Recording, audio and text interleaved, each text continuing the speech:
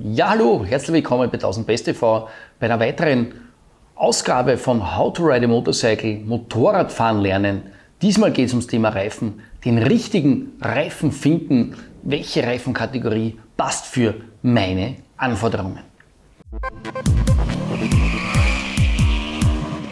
Ja, jedes Jahr kommen neue Motorradreifen auf den Markt, die sind natürlich immer besser als das Vorgängerprodukt.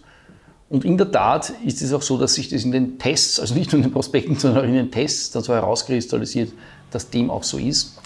Liegt vermutlich auch daran, dass ja, der technologische Fortschritt halt einfach voranschreitet und dadurch halt Produkte immer besser werden, ist halt bei den Reifen auch so. Und dann ist halt auch so, dass die Reifenhersteller ein irrsinnig breites Sortiment haben und dann gibt es ja, 5, 6, 7 gute Reifenhersteller und dann hat man halt eine wahnsinnige Auswahl an Reifen und man verliert den Überblick. Geht selbst mir so als ja, erfahrenen Motorradredakteur. Und in dem Video schauen wir uns an, nicht wirklich welche Marke oder welches einzelne Produkt passt für dich, sondern wir versuchen aufzudröseln, okay, was für ein Typ Motorradfahrer bist du und in welcher Seite des Prospektes der Reifenhersteller sollst du dich wiederfinden, also welche Kategorie, welche Type von Reifen würde am ersten zu dir passen. Und in dem Video spreche ich mit Rennfahrern, mit Motorradfahrern, mit Leuten aus der Reifenindustrie und ich denke, aus diesen ganzen Meinungen und aus diesem Fachwissen kannst du dann vielleicht beim nächsten Reifenkauf vielleicht Geld sparen, vielleicht aber auch mehr Fahrsicherheit und mehr Fahrfreude erkaufen. Das wünsche ich dir natürlich wirklich von ganzem Herzen.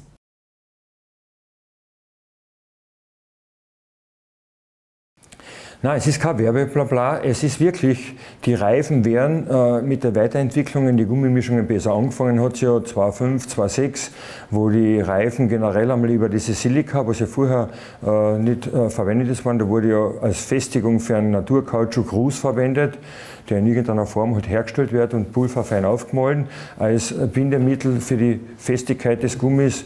Und das Silika hat dann den Vorteil gebracht, dass die Reifen bessere Kaltfahr- und Nassfahreigenschaften haben.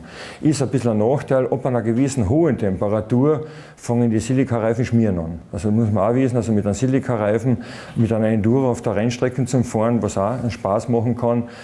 Aber da muss man aufpassen, wenn ein sehr heißer Tag ist und man schon eine zügige, flotte Fahrweise Richtung sportlicher Fahrweise auf der Rennstrecke hat, dass da die Silikareifen dann oben außer bei den Temperaturen schwächeln anfangen.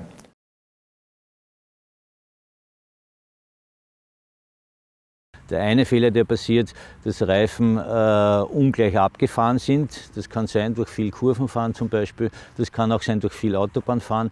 Und der zweite Fehler, der passiert, dass Leute, und das betrifft vor allem solche, die wenig Kilometer fahren, Reifen viel zu lange oben lassen. Also wir hatten schon Fälle, wo Leute mit einem Motorrad kommen und der Reifen war 8 oder 9 Jahre alt. Da härtet er aus und da hat er einfach den Grip nicht mehr, den er zu Beginn hat, wo er noch neu ist. Also ich würde da schon empfehlen, jede Saison für Vielfahrer neue Reifen und für solche, die halt wenig Kilometer fahren, zumindest jede zweite Saison neue Reifen draufzugeben. Reifen sind beim Motorradfahren eine Art Lebensversicherung.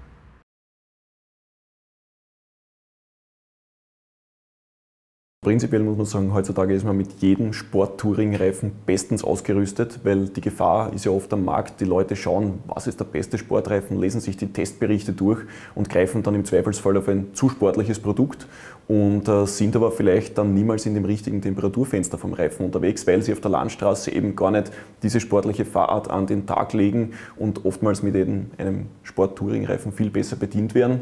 Sport-Touring-Reifen haben natürlich auch eine super Wasserverdrängung, haben meistens eine wirklich optimierte Nässe-Performance im Allgemeinen und natürlich auch um einiges mehr Laufleistung. Das heißt, wenn ich jetzt dann keine besonderen Anforderungen habe, sprich ich fahre Trackdays oder umgekehrt, ich fahre auch Feldwege und schlechte Straßen oder will eine Weltreise machen, dann ist man mit diesem Mittelding Sport-Touring-Reifen meines Erachtens immer sehr gut bedient.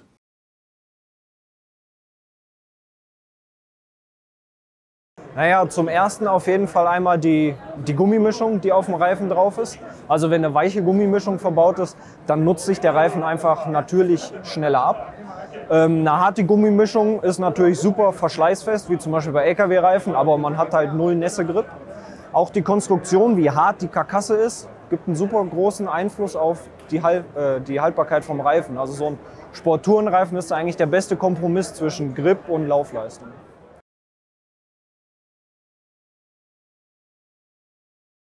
Auf alle Fälle.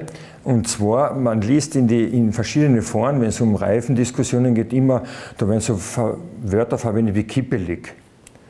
Ein Reifen ist nicht kippelig. Er hat nur eine andere Kraft am Lenkimpuls notwendig. Weil wenn ich heute einen Reifen durch viel Kurven fahre, wenn ich die runde Form der Karkasse, aber durch das viele Kurvenfahren eher außen abfahre, in der Schräglage, fahre ich auch leicht spitz zu. Also kriege ich eigentlich eine sportlichere Form. Und wenn ich nachher wieder den Reifen wechsle, weil er das Profil verloren hat und der neue Reifen draufkommt, der verhaltet sich, wo es der gleiche Reifen ist, man gewöhnt sich ja langsam dran. Und wenn ich jetzt ich habe einmal gesagt, wenn ein Reifen von der Form her so ist, dass er sehr geschmeidig in die Kurven geht und man gibt den Lenkimpuls und die Spur zu stark, dann ist natürlich die Möglichkeit, dass man die Wahrnehmung hat, der kippt so schnell eine in die Kurven, in die Schräglage. Und das ist eine Frage der Feinmotorik.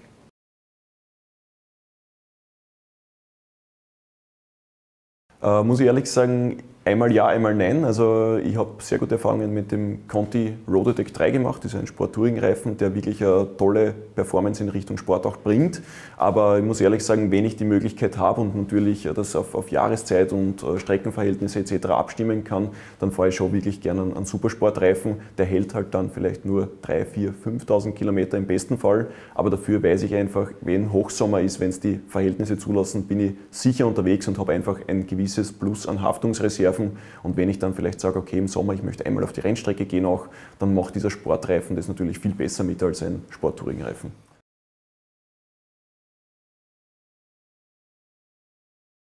Ein sportlicher Reifen hat meistens ein bisschen andere Kontur als ein Sport-Touring-Reifen. Die sind meistens ein bisschen gespitzter von der Kontur, von der Karkassenbauart und haben dadurch ein leichteres Einlenkverhalten, sind ein bisschen agiler.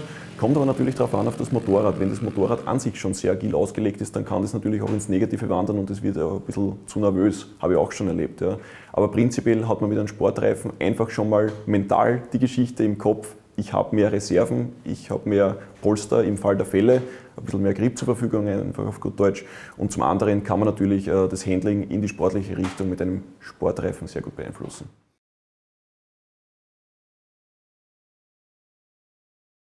Das wäre dann in Sachen Sport-Touring-Segment unser Rotatec 3.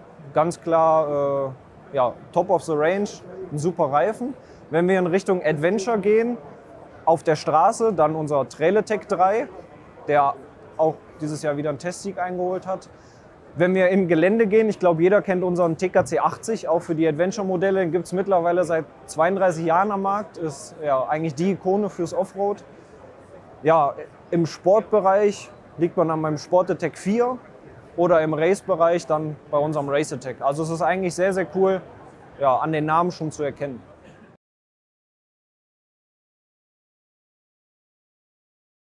Also viele Leute, die wirklich regelmäßig Trackdays fahren und halt auf der Landstraße auch immer sehr, sehr sportlich Gas geben, gibt es natürlich diese sogenannte Kategorie der Hypersport-Reifen.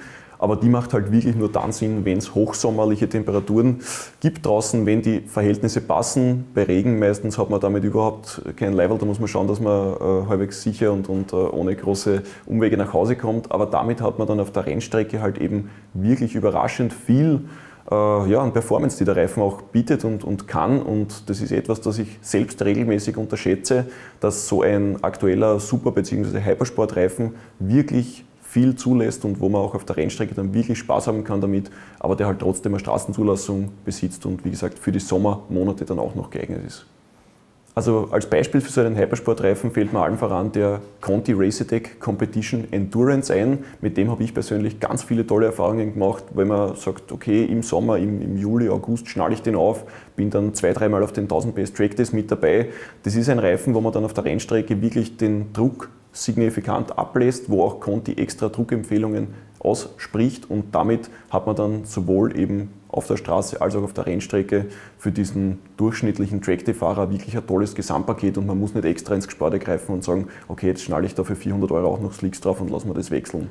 Und das stellt für mich persönlich einen super Kompromiss dar. Gibt natürlich auch andere Produkte, ein Pirelli Supercorsa SP oder der neue Rosso Corsa 2 von Pirelli. Das sind auch so Reifen, die halt für dieses Track-Day-Fahren auch noch sehr gut geeignet sind. aber da muss sich jeder vielleicht selbst rantasten, ein bisschen experimentieren, mit welchem Reifen komme ich auf der Landstraße noch gut klar und welcher Reifen, und gibt mir auch noch das nötige Feedback und Vertrauen auf der Rennstrecke.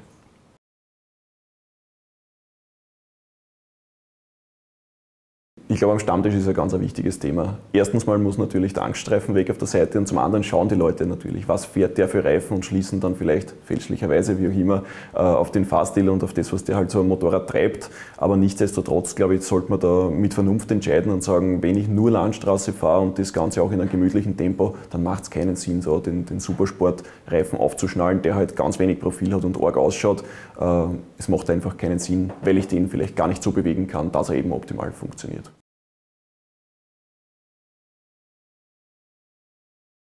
Prinzipiell sind wir der Meinung, dass es heutzutage richtig schlechte Reifen erstmal gar nicht gibt. Ja? Also jeder Hersteller baut mehr oder weniger sehr, sehr gute Reifen. Das Wichtige ist, auch wieder zu welchem Einsatzzweck, habe ich eine supersportliche Ausrichtung, habe ich eine Enduro-Ausrichtung, das ist eh klar. Ja? Von daher könntest du theoretisch jedem eigentlich aus einer Auswahl von 3, 4, 5, 6, 7 Herstellern eigentlich alles drauf machen. Natürlich möchten wir auf gezielte Fragen vom Kunden auch Antworten haben. Ja. Und das machen wir in zweierlei Richtungen. Erstens, und das ist auch meine persönliche Meinung, finde ich die heutigen Reifentests, die speziell durchgeführt werden für spezielle Reifenrichtungen, sehr, sehr gut. Ja. Also die sagen einfach mal technisch ganz viel aus. Und da sehe ich auch, nicht nur Platz 1 ist der beste, wo kommt es denn her? Ist es im Handling, ist es in der Trockenhaftung, in der Nasshaftung und so weiter?